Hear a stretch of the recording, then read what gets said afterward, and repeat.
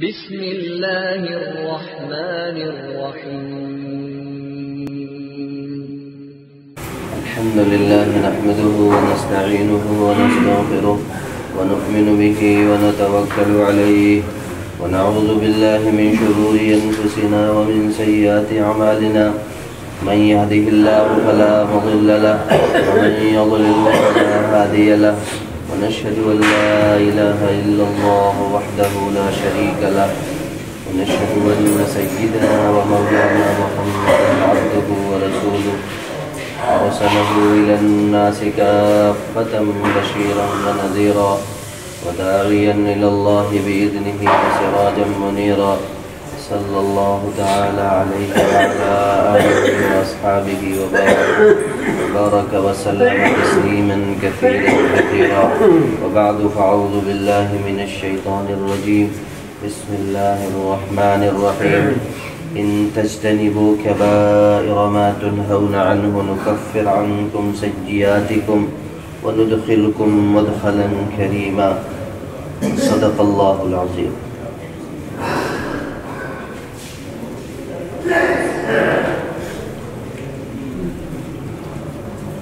یہ سورہ نساء کی آیت نمبر 31 ہے. قرآن کریم اپنے اسلوب اور انداز کے مطابق احکام کا جب تذکرہ آتا ہے تو ترغیب اور ترہیب یہ دونوں قرآن کریم کا اسلوب. احکام کا جب بھی ذکر ہوگا تو ترغیبی پہلو کا بھی ذکر آئے گا، ترغیب بھی دی جائے گی، اور ترغیبی پہلو کا بھی تذکرہ آئے گا. چنانچہ پچھلی آیات میں اللہ جل شانہ کے ان بڑے بڑے احکام پر عمل نہ کرنے کی وجہ سے ترہیب کا تذکرہ یعنی عذابات کا تذکرہ، یہ سزا ملے گی، یہ سزا ملے گی، یہ عذاب میں گرفتار کیا جائے گا. ترہیبی پہلو کے بعد اب ترغیبی مضمون. اس آیت کریمہ میں اللہ تعالیٰ نے احکام کے تذکرے کے بعد جو شخص بھی ان احکام کے مطابق عمل کرے گا اور ان احکام کے ترک سے اپنے آپ کو بچائے گا اور روکے گا تو اللہ تبارک و تعالیٰ کی طرف سے اس کے لیے یہ ہے، اس کے لیے یہ انعام ہے، اس کے لیے یہ بہترین قسم کی نعمتیں ہیں. یہ تذکرہ، یہ ترغیبی پہلو. چنانچہ اس آیت کریمہ میں اللہ تعالیٰ نے ارشاد فرمایا مجتنب کبائر، کل قیامت کے میدان میں بالکل صاف ستھرا، کوئی گناہ نہیں ہوگا، اس حال میں حاضر ہوگا. ارشاد فرمایا ان تجتنبوا کبائر ما تنہون عنہ، جن چیزوں سے تم کو منع کیا جاتا ہے، جن احکام سے تم کو منع کیا جاتا ہے، ان میں سے جو بھاری بھاری کام ہیں اگر تم ان سے بچتے رہے، ان میں سے جو بھاری بھاری کام ہیں یعنی بڑے بڑے گناہ ہیں، ان سے اگر تم اپنے آپ کو بچاتے رہے تو اللہ ارشاد فرماتا ہے اگر تم ان سے اپنے آپ کو بچاتے رہے اور ان سے تم بچتے رہے نکفر عنکم سیئاتکم، تو ہم تم سے تمہاری چھوٹی چھوٹے خفیف برائیاں تم سے دور کر دیں گے. نکفر عنکم سیئاتکم، تو ہم تم سے تمہاری خفیف برائیاں، ہلکی چھوٹی چھوٹی برائیاں ہم تم سے دور کر دیں گے. وندخلکم مدخلا کریما، اور ہم تم کو عزت کے مقام میں داخل کریں گے. یہ ترغیبی پہلو. اگر تم بڑے بڑے گناہوں سے بچ گئے تو چھوٹے چھوٹے تو ہم معاف کر دیں گے. اس کا مطلب یہ نکلا کہ اگر ہم بڑے بڑے گناہوں سے نہ بچے تو چھوٹے معاف نہیں ہونے گے. اگر کوئی شخص بڑے بڑے گناہوں سے نہ بچا تو چھوٹے بھی معاف نہیں ہونے گے، اور اگر بڑے سے بچ گیا تو چھوٹے چھوٹے معاف فرما دے گا. اس آیت کریمہ نے یہ بتایا کہ گناہ کی دو قسمیں،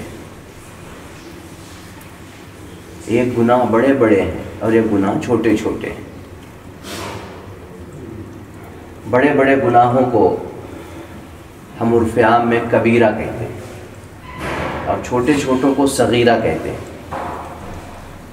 تو گناہوں کی دو قسمیں ہو گئی، ایک کبیرہ اور ایک صغیرہ۔ تو کبیرہ میں بڑے بڑے گناہ اور صغیرہ میں چھوٹے چھوٹے گناہ، اور یہ بڑے بڑے گناہوں میں شامل ہے کہ جو انسان کے ذمے میں فرائض و واجبات اللہ تعالیٰ نے لگا رکھے ہیں، ان فرائض و واجبات کو ترک کر دینا بڑا گناہ ہے۔ چنانچہ پچھلی آیات میں اللہ تعالیٰ نے جو احکام ارشاد فرمائے وہ بڑے بڑے احکام، بیوی کے حقوق، رشتہ داروں کے حقوق، محرمات ابدیہ جن سے نکاح کرنا حرام ہے، اسی طریقے سے ان کا اجتماع، وہ سارا کا سارا، یہ سارے کے سارے احکامات تھے، یہ ان کا ترک کر دیا، یعنی ان کے خلاف چلنا، اللہ جل شانہ کے قانون اور اس کی حکم، اس کی مرضی کے خلاف چلنا، یہ بڑے بڑے گناہوں میں شامل ہے۔ چنانچہ کوئی شخص نماز نہ پڑھے تو یہ نماز نہ پڑھنا یہ کبیرہ گناہ ہے، بڑے گناہوں میں شامل ہے۔ کوئی شخص روزہ نہ رکھے، کوئی شخص زکوٰۃ نہ دے، کوئی شخص صدقۃ الفطر نہ دے، جس شخص پر قربانی واجب ہے وہ نہ کرے، یہ فرائض و واجبات جتنے بھی ہیں، ان فرائض و واجبات کو ترک کرنے کا نام بڑا گناہ ہے۔ یہ سب بڑے گناہ ہیں۔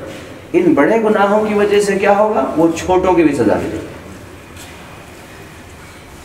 اس سے پہلی بات تو یہ پتہ چلے گی کہ گناہوں کی دو قسمیں ہیں، ایک صغیرہ اور ایک کبیرہ، ایک بڑے بڑے گناہ اور ایک چھوٹے چھوٹے گناہ۔ جس طریقے سے گناہ کا فعل کرنا گناہ ہے، کبیرہ ہے، ایسے ہی کوئی شخص اگر فرائض و واجبات جو اس کے ذمے میں لازمی ہیں ان کو ترک کر دے تو یہ بھی کبیرہ اور بڑے گناہوں میں شامل ہے۔ اسی طریقے سے کسی چھوٹے گناہ کو ہلکا سمجھ کر کے کرنا کبیرہ گناہ ہے، بڑا گناہ۔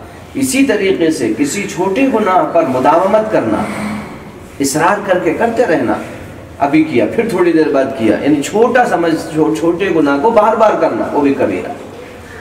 جب چھوٹے گناہ کو بار بار کیا جائے یا چھوٹے گناہ کو ہلکا سمجھ کر کیا جائے تو کبیرہ گناہ، تو وہ صغیرہ بھی کبیرہ بن جاتا ہے۔ اس کے بعد یہ سمجھیے کہ احادیث میں، قرآن کریم کی آیات میں بہت ساری جگہوں میں یہ بات آئی کہ اعمال صالحہ اگر کبیرہ گناہوں سے بچ جائے تو اعمال صالحہ کے ذریعے سے اللہ تعالیٰ چھوٹے گناہ معاف فرما دیتا ہے۔ چھوٹے گناہ کے لیے اعمال صالحہ کو اللہ تعالیٰ کفارہ بنا دیتا ہے۔ اعمال صالحہ ان چھوٹے گناہوں کے لیے کفارہ بن جاتے ہیں۔ چنانچہ حدیث پاک میں نبی کریم صلی اللہ علیہ وسلم نے یہ مضمون ارشاد فرمایا کہ جو شخص نیکیاں کرتا ہے تو وہ نیکیاں چھوٹے چھوٹے گناہوں کو کھا جاتی۔ جہاں کہیں روایات میں آیا ہے کہ یہ کام کرنے سے یہ گناہ معاف ہو جاتے ہیں، یہ نیک کام کرنے سے یہ گناہ معاف ہو جاتے ہیں، وہ سب صغیرہ گناہ، وہ سب صغیرہ گناہ سب جھڑ جاتے ہیں۔ مثال کے طور پر وضو بندہ کرتا ہے، وضو کرنا ایک فعل ہے، وضو کرنا ایک عبادت ہے، ایک عمل صالح۔ اس عمل صالح کے ذریعے سے اللہ تبارک و تعالیٰ گناہ جھاڑ دیتا ہے۔ چنانچہ بندہ جب وضو کرتا ہے، وضو میں ہاتھ دھوتا ہے تو ہاتھوں سے جو گناہ کیے تھے وہ جھڑ جاتے ہیں۔ اسی طریقے سے منہ دھوتا ہے، کلی کرتا ہے، ناک میں پانی پہنچاتا ہے تو ان ناک سے کے ذریعے سے جو گناہ ہوا اور منہ کے ذریعے سے جو بول چال میں گناہ کیا، چہرے سے جو گناہ ہوا، وہ چہرہ دھونے سے پورے گناہ جھڑ جاتے ہیں۔ ہاتھوں کو دھوتا ہے تو ہاتھوں سے گناہ جھڑتے ہیں، ناخنوں سے اس کو گناہ گر جاتے ہیں۔ تو یہ سارے کے سارے یہ اعمال صالحہ میں یہ عمل صالح ہے۔ اس عمل صالح نے چھوٹے چھوٹے گناہوں کو جھاڑ دیا، کفارہ بن گیا۔ ایسے ہی اللہ تبارک و تعالیٰ کی طرف سے یہ نیکیاں ہیں۔ ایک شخص نے نماز پڑھی، نماز کے ذریعے سے پھر وضو کرنے کے بعد جب وہ گھر سے چلا تو ہر قدم پر اللہ ایک خطا معاف فرماتا ہے۔ گھر سے وضو کر کے مسجد کی طرف چلا تو ہر قدم پر اللہ تبارک و تعالیٰ اس کی ایک خطا معاف فرماتا ہے، اس کا ایک سیئہ کفارہ بن جاتا ہے۔ مسجد میں آ کر کے نماز پڑھے تو ایک نماز دوسرے نماز کے درمیان جو کچھ اس نے کیا اس کا کفارہ بن جاتی۔ ایک جمعہ دوسرے جمعے کے درمیان کی تمام خطاؤں کو درگزر کر دیتا ہے۔ تو تو یہ سارے کے سارے ایسے اعمال صالحہ ہیں، یہ اعمال صالحہ وہ ہیں کہ اگر یہ ترک سے بچ جائے تو یہ چھوٹے چھوٹے جو گناہ ہوتے رہتے ہیں اللہ تبارک و تعالیٰ یہ اعمال صالحہ کے ذریعے سے ان کو ہٹاتا رہتا ہے، ختم فرماتا رہتا ہے۔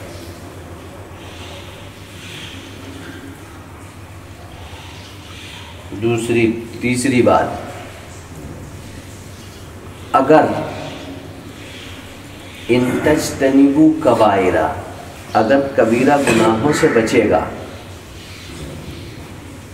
تبھی صغیرہ بھی معاف ہوں گے۔ اگر کوئی شخص گناہوں میں مبتلا ہوتے ہوئے، کبیرہ گناہوں کو میں مبتلا رہتے ہوئے توبہ نہیں کرتا، اور یہ بات پہلے سے پتہ ہے کہ کبیرہ گناہ صرف توبہ ہی سے معاف ہوتے ہیں، کبیرہ گناہ بڑے بڑے گناہ صرف توبہ ہی سے معاف ہوتے ہیں، اور اس کے لیے کوئی صورت نہیں ہے، اعمال صالحہ اس کے لیے کفارہ نہیں بنتے ہیں۔ اس لیے کبیرہ گناہ بغیر توبہ کے معاف نہیں ہوتے، اور توبہ کی دو قسمیں، چاہے توبہ قولی ہو چاہے عملی ہو۔ توبہ کرے گا تو معاف ہوں گے، توبہ نہیں کرے گا تو نہیں معاف ہوں گے۔ عملی اعتبار سے توبہ یہ ہے کہ اپنی زندگی کی حالت کو درست کر لے۔ ابھی تک وہ فرائض و واجبات کو ترک کر رہا تھا، اب اس نے فرائض و واجبات کے ترک کو چھوڑ دیا، اپنی زندگی میں یہ انقلاب پیدا کر دیا اس نے، اور اس انقلاب کو پیدا کر کے اپنے آپ کو بڑے گناہوں سے بچا لیا۔ تو یہ توبہ عملی توبہ ہے، اب زندگی میں وہ برائی نہیں کرے گا، اور یہ تہیہ اور ارادہ کر لیا اس نے، پختہ اللہ تعالیٰ سے عزم کر لیا کہ اللہ اب وہ برائی میں نہیں کروں گا عملی اعتبار سے، تو گویا کہ یہ عملی توبہ ہو گئی۔ یا پھر وہ اپنی زبان سے اللہ کی بارگاہ میں شرمندہ اور نادم ہو اور اس گناہ کو چھوڑ دے، اور چھوڑ کر کے اللہ کی بارگاہ میں آ کر کے استغفار اور توبہ کرے، تو یہ بڑے گناہ معاف ہو جاتے ہیں۔ تو بڑے گناہ صرف توبہ سے معاف ہوتے ہیں۔ دوسرے نمبر پر بڑے گناہوں سے جب اجتناب کرتا ہے تبھی چھوٹے گناہوں پر گرفت نہیں ہوتی۔ اگر بڑے گناہوں سے توبہ نہ کرے، اگر بڑے گناہوں سے توبہ نہیں کیا اور عمل کرتا رہا جو سمجھ میں آیا، اور بڑے گناہ بھی کرتا رہا، تو کل قیامت کے میدان میں دونوں عمل لے کر کے آئے گا، یعنی دونوں کے گناہوں کا وبال اس کے سر پر ہوگا، اور لدا بندہ ہو کر کے کبیرہ گناہوں کا بھی وبال اور صغیرہ گناہ کا وبال بھی سب دونوں ساتھ میں لے کر کے آئے گا۔ نہ صغیرہ ہی معاف ہوں گے نہ کبیرہ ہی معاف۔ اگر گناہ نہیں چھوڑا ہے، بڑے بڑے گناہ بھی کر رہا ہے، نماز بھی پڑھ رہا ہے، گناہ بھی کر رہا ہے، برائیاں بھی کر رہا ہے، کوئی انقلاب برپا نہیں ہوا ہے، تو یہ کہا جائے گا اس نے توبہ نہیں کری ہے، اس نے بڑے گناہ چھوڑے نہیں، اور گناہ کو چھوڑے بغیر اس نے اپنا کام کرتا رہا، اور کل قیامت کے میدان میں جب آئے گا تو وہ چھوٹے بھی معاف نہیں ہوتے۔ چھوٹوں کی معافی کی یہ شرط ہے کہ کبیرہ گناہ سے بچے۔ اگر چھوٹے گناہ سے ان برپا چاہتا ہے تو یہ ہونا ہوگا، پھر یہ چھوٹے گناہ اور بڑے گناہ ان کی کیا حقیقت ہے؟ دیکھو، چھوٹے گناہ اور بڑے گناہ، کوئی گناہ نہ چھوٹا ہے نہ بڑا ہے۔ گناہ کسے کہتے ہیں؟ گناہ کہتے ہیں اللہ کے حکم اور اس کی مرضی کے خلاف، اس کا نام گناہ ہے۔ جو اللہ اور اللہ کے حکم اور اس کی مرضی کے خلاف ہو وہ گناہ ہے۔ اس اعتبار سے چاہے وہ چھوٹا ہو چاہے بڑا ہو، چھوٹا بھی اللہ کے حکم اور اس کی مرضی کے خلاف، اور بڑا بھی اللہ کے حکم اور مرضی کے خلاف۔ تو ان کو چھوٹا اور بڑا کیوں کہا جاتا ہے؟ چھوٹا اور بڑا ان کو کہا جاتا ہے جو انسان گناہ کرتا ہے اللہ جل شانہ کے حکم اور اس کی مرضی کے جو خلاف کرتا ہے، اس کے درجے الگ الگ ہیں، اور ان درجوں کے مطابق اس کا وبال ہے، اس کی سزا ان درجوں کے مطابق ہے۔ تو اب بندہ جو فعل کرتا ہے تو اس درجے کے اعتبار سے جو سزا مرتب کی گئی ہے، نماز چھوڑی تو یہ سزا ہے، اور اس نے اگر روزہ چھوڑا تو یہ سزا ہے، اس نے اگر پڑوسی کو ستایا تو یہ سزا ہے، اپنے ماں باپ کی نافرمانی کی تو یہ سزا ہے۔ تو یہ جو سزاؤں کے علیحدہ علیحدہ درجے ہیں، ان درجوں کی وجہ سے اس کو چھوٹا بڑا کہا گیا، ورنہ بحیثیت گناہ صغیرہ اور کبیرہ دونوں برابر ہیں۔ اللہ کے حکم اور اس کی مرضی کے خلاف ہونے میں دونوں برابر ہیں۔ جیسے کبیرہ اللہ کے حکم اور اس کی مرضی کے خلاف، ایسے صغیرہ بھی اللہ کے حکم اور اس کی مرضی کے خلاف۔ بحیثیت گناہ دونوں برابر ہیں، اور دونوں کی سزا اور دونوں کا وبال بھگتنا پڑے گا۔ اس لیے اللہ تعالیٰ نے ایک ضابطہ ارشاد فرمایا ہے دیکھو ان تجتنبوا کبائر ما تنہون، جن سے اللہ نے تمہیں روکا ہے، جن سے اللہ نے تمہیں بچنے کا حکم دیا، ان سے اپنے آپ کو بچاؤ، کلی طور پر بڑے بڑے گناہوں سے بچاؤ۔ پھر اب یہ بڑے بڑے گناہ کتنے ہیں؟ ان بڑے بڑے گناہوں کی گناہ کبیرہ کی تعریف کیا ہے، گناہ صغیرہ کتنے ہیں، ان کی تعداد کتنی ہے، وہ اس پہ اوپر مستقل حضرات محدثین اور فقہاء کرام نے کتابیں لکھی کہ یہ کبائر، یہ بڑے بڑے گناہ، یہ چھوٹے چھوٹے گناہ، ان کی تفصیلات پوری جگہ آپ کو مل جائیں گی۔ صغائر کی تعداد ملے گی، کتنے ہیں، کبیرہ کتنے ہیں، سب آپ کو سب مل جائیں گے لائن سے۔ کبیرہ گناہوں کی تعداد اتنی ہے، کبیرہ گناہوں کی تعداد اتنی ہے۔ پھر حضرت عبداللہ بن عباس نے رضی اللہ تعالیٰ عنہ ایک ضابطہ ارشاد فرمایا،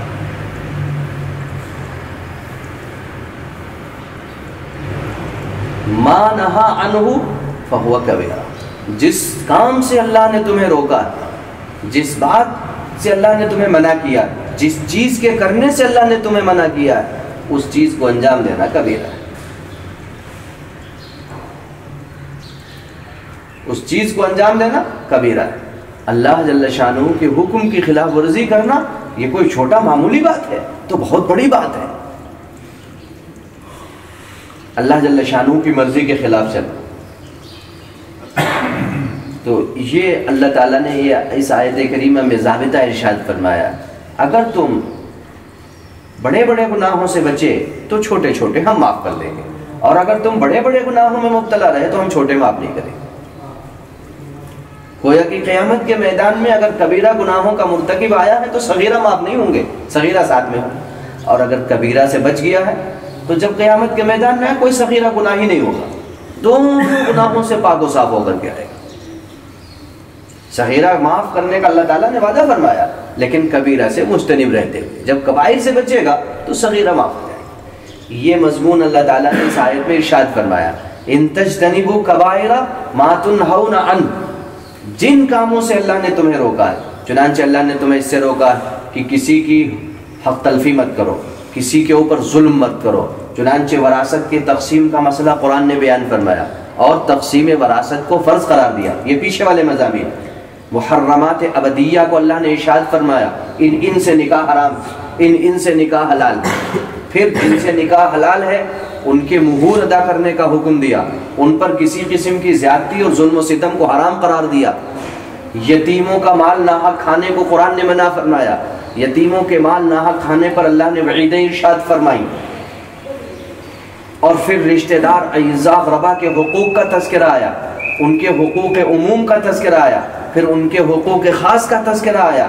یہ سارے کے سارے تذکرے اللہ تعالیٰ نے ارشاد فرمائے، اور پھر اللہ تبارک و تعالیٰ نے یہ ارشاد فرمایا، تم سب کے سب بنی آدم ہو، تم سب کے سب اللہ کے بندے ہو، اللہ جل شانہ کی بندگی تمہارا فرض ہے، اور تمہارا کام اللہ کے احکام کے مطابق چلنا ہے۔ اب بھی تم اگر اللہ کے احکام کی مرضی کے خلاف چلے تو یہ سارے بڑے بڑے گناہ ہیں،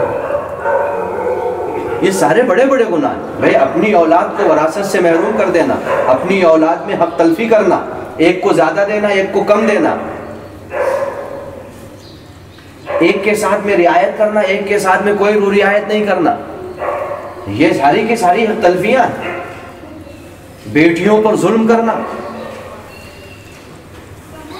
ماں باپ کو ستانا، یہ سب وہ گناہ عظیم ہیں جن کو پیچھے آیات میں اللہ تعالیٰ نے سب ارشاد فرمایا۔ تو وہ پیچھے والی آیت پر یہ ترغیبی پہلو اللہ تعالیٰ ارشاد فرماتا، دیکھو یہ سارے کے سارے احکام ہم نے بیان کیے ہیں، ان احکام کی خلاف ورزی بڑا گناہ ہے۔ اب بڑے گناہوں سے اگر بچو گے تو قیامت کے میدان میں چھوٹے گناہ بھی تمہارے نہیں ہوں گے، اور اگر بڑے سے نہیں بچے، آج کل جو ہے تمام مسلمانوں کو یہ غلط فہمی ہے، اور یہ غلط فہمی تمام مسلمانوں ہی کو نہیں ہے، پوری دنیا کے تمام انسانوں کو لاحق ہوئی ہے۔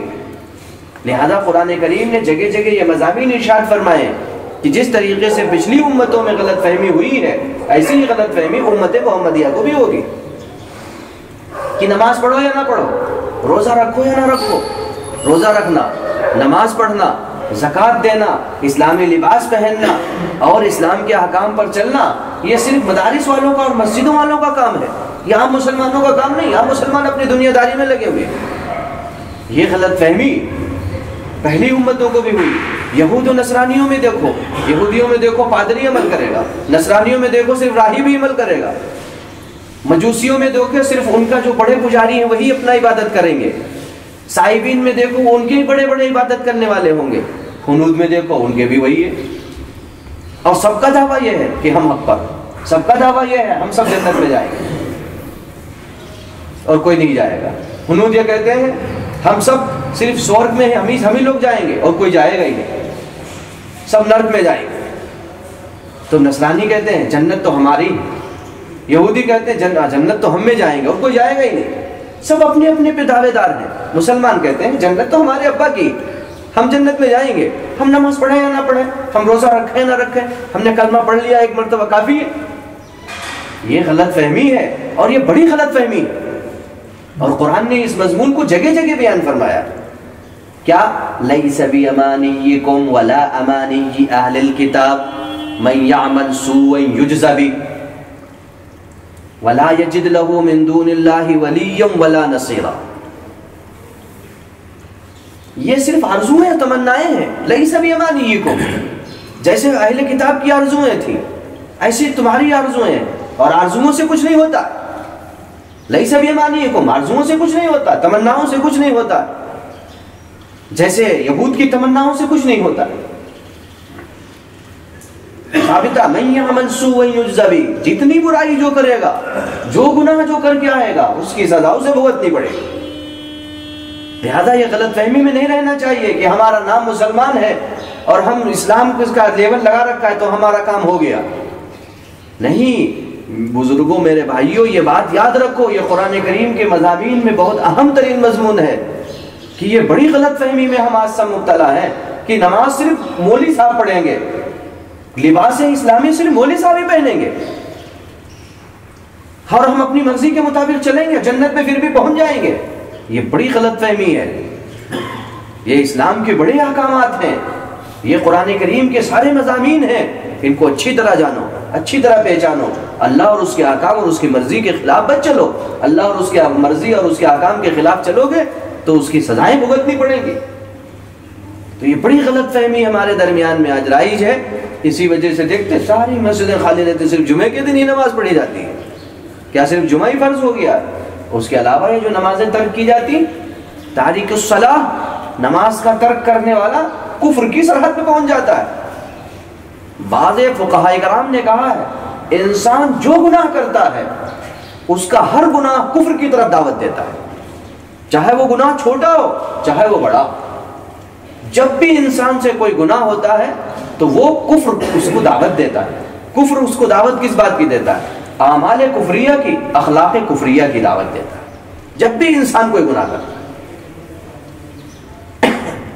ہم سوچیں تو ذرا، ہم کتنے گناہ کرتے ہیں اور کتنی نیکیاں کرتے ہیں روزانہ، کتنی برائیاں روزانہ انجام دیتے ہیں.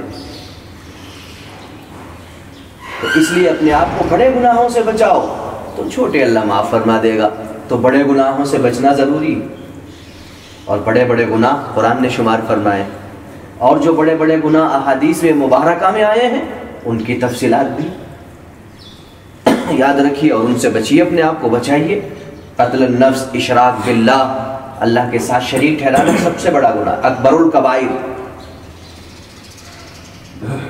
تو اس سے اپنے آپ کو بچاؤ. پھر شرک کی کتنی قسمیں ہیں ان کا پوری حقیقت جانو.